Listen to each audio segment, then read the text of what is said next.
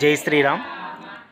ఓం శ్రీ నిశ్వాసే నీ గురువు YouTube channel వీక్షిస్తున్న ప్రతి ఒక్కరికి కృతజ్ఞతలు.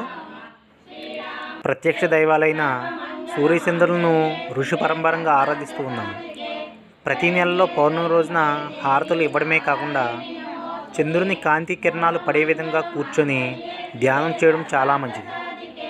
ఎందుకంటే సాధారణమైన రోజుల కంటే పౌర్ణమికి ముందు 3 రోజులు, తర్వాత 3 రోజులు అపారమైన ప్రాణశక్తి ధ్యానంలో మనకు లభిస్తుంది.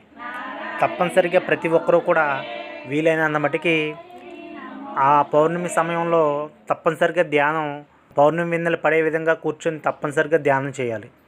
జై శ్రీరామ్. రామ జయ జయ రామ, శ్రీరామ జయ రామ జయ జయ రామ, శ్రీరామ